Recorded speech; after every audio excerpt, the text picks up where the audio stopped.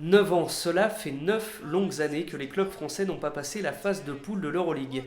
Pire, sur cette période, les équipes françaises ont perdu les 3 quarts de leurs rencontres. Pour retrouver un pensionnaire de proie au top 16, il faut remonter à Pau-Orthez en 2007, une autre époque et surtout un autre contexte. Auparavant, on jouait régulièrement le top 16, le top 8, on arrivait à faire des quarts de finale, mais parce qu'aussi les meilleurs joueurs de l'époque qui étaient les Rigaudot, les Forest, les Rizaché, les Sonko, etc., jouaient avec nous. Enfin, jouaient dans nos clubs. Quand je dis avec nous, jouaient en France. Aujourd'hui, les meilleurs Français choisissent de s'exiler et forcément les clubs de proie en pâtissent.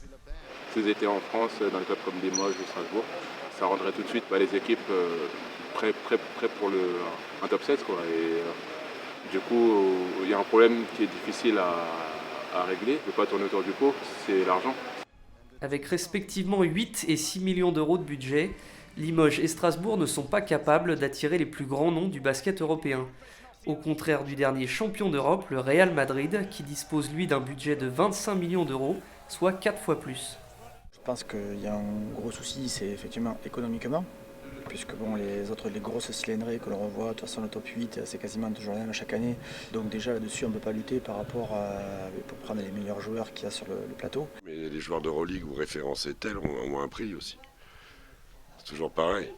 Alors où on prend des vétérans, il y a le risque qu'ils soient trop vétérans, ou on prend des jeunes qui arrivent à ce niveau-là. On a toujours quand même que le troisième et quatrième choix.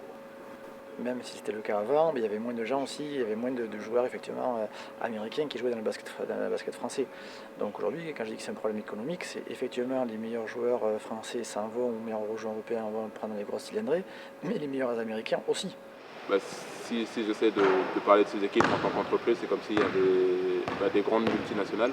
Et nous, on était plus une entreprise familiale, on va dire. Et du coup, tout de suite, on se mettait dans une situation où on était inférieur à eux. Quoi. Si rivaliser avec les meilleures équipes d'Europe paraît hors de portée, passer au moins le premier tour semble pourtant abordable. Il y a des clubs qui arrivent à passer avec l'argent qu'on a ou à peu près. Mais ces équipes-là progressent. L'Étoile Rouge, Cedevita, cette année, ont progressé au fil de la compétition. Bon, quand on voit jouer Zagreb, quand on voit jouer les équipes lituaniennes, on dit souvent que c'est avec des joueurs du pays, du cru, mais on sent qu'il y a une forte identité. Les Croates, les Serbes qui accrochent le top 16, il n'y a pas de souci, pourtant ils n'ont pas plus d'argent que nous. Pas du tout, même voire moins. Donc par contre, ça veut dire que physiquement, ils travaillent peut-être plus qu'avant, et techniquement et tactiquement, peut-être qu'ils sont un peu plus en avance que nous. Une différence dans le jeu qui s'explique surtout par l'expérience à ce niveau de compétition. Il faut avoir recours à des habitudes de jeu, à de l'expérience. Des garçons comme Paul Lacombe, Jérémy Leloup, voire Bangali Fofana sont en train de devenir des joueurs d'Euroleague. C'est là, au bout de 2, 3, 4 ans, ils y arrivent.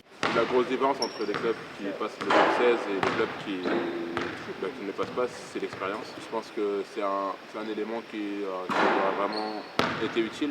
Déjà par rapport à certains pays, il y a le fait que nous, on a changé beaucoup de champions. Donc c'est rarement la même équipe française qui dispute l'Euroleague 2 ou 3 années de suite. Difficile alors de développer des habitudes de jeu à ce niveau quand on sait que depuis 2007, les clubs français ont envoyé pas moins de 10 représentants en Euroleague. D'autant plus que le basket pratiqué aujourd'hui sur la scène européenne est bien différent de celui proposé par la proie. Comme je dis, nous, le championnat de France à l'époque produisait un autre basket, un autre jeu. Voilà, qui était vraiment plus, qui s'est rapproché beaucoup plus à ce niveau donc, de jeu de l'Europe. Voilà, aujourd'hui, je ne dis pas qu'il est moins bon ou meilleur, il est vraiment différent. On sent qu'on est loin sur la culture tactique, sur à tel moment faire la bonne faute, à tel moment peut-être pas jouer en première intention, à tel moment être beaucoup plus patient. Et ça, c'est malheureusement un petit peu la culture de la proie. Il y a notre manière de jouer, on a une ligue qui n'est pas facile, mais qui n'est pas non plus référençable sur le niveau européen. Au niveau de l'arbitrage, on a des surprises. Au niveau de notre verticalité qui est moins utile en Euroleague, qui est beaucoup plus au sol, même si ça a tendance à s'estomper. Autrefois, on avait des qualités naturelles athlétiques et physiques que nos joueurs français qui pouvaient faire la différence. Aujourd'hui, toutes les équipes dans tous les championnats ont un niveau d'exigence physique et athlétique où ils nous ont rattrapés. Donc on n'arrive plus à faire la différence là-dessus. Aujourd'hui, paradoxalement, la France est le pays européen le plus représenté dans le meilleur championnat du monde, la NBA. Mais alors que manque-t-il à nos joueurs pour qu'ils réussissent en Euroleague ? Doit-on remettre en cause la formation française ? On ne peut pas dire que la formation française est mauvaise, puisqu'on a beaucoup de nos joueurs qui jouent dans la meilleure ligue au monde. Maintenant, c'est vrai que le jeu en Europe est différent du jeu aux États-Unis, en NBA.